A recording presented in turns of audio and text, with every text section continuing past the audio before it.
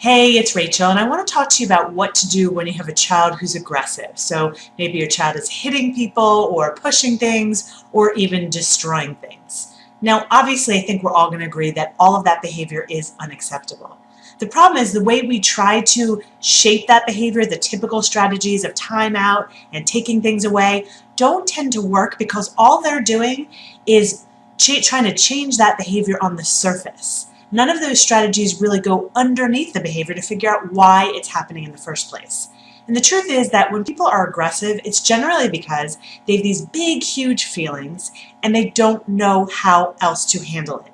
So, for example, you have a child who's in a place and they're overstimulated and there are all these lights and noises and they don't know how to handle it, so they become aggressive.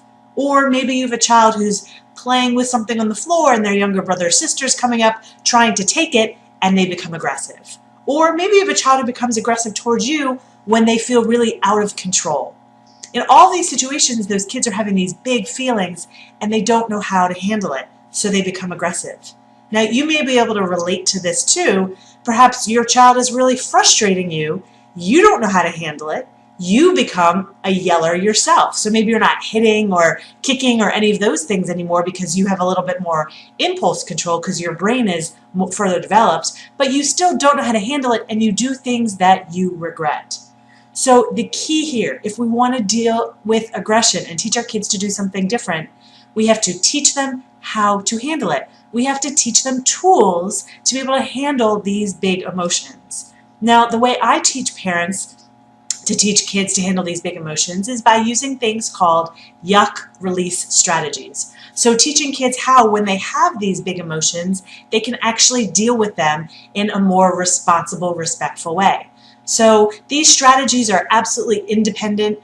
They're individual to the child. So if you have a really physical child, their yuck release strategies are probably going to have to be something that is physical or sensory. So for example, if you have a physical child, you may ask them to jump on a trampoline, or they may need to take a really big stuffed animal and squeeze it really hard.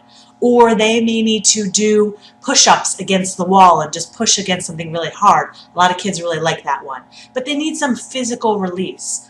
Or if you have kids who are a little bit more in their heads, they're not so much physical. I have kids like that, and my daughter has told me ways that work for her. So sometimes what she does is she'll take a stuffed animal and talk to that stuffed animal and try to calm down the stuffed animal when she's really angry. It helps her calm herself.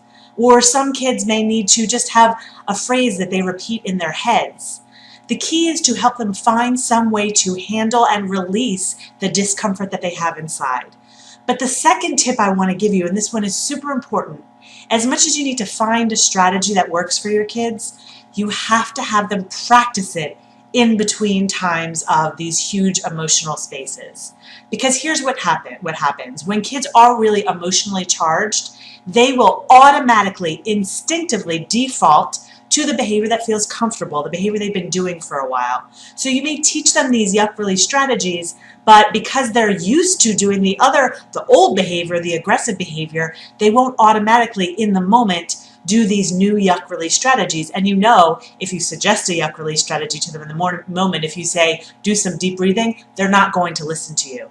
The key here is you must practice these yuck release strategies in between times of yuck.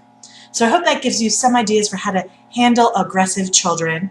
I can tell you that I have an online parenting community where I actually have lists and lists of yuck release strategies, as well as ways to practice those yuck release strategies. So I'll post a link to my community under this video, but if you're watching it and you don't see that link, just go to my website, rachel-bailey.com, and there's a link up top to join the community. Hope to see you there. If you have any questions, always feel free to reach out at rachel-bailey.com. I'll see you next time.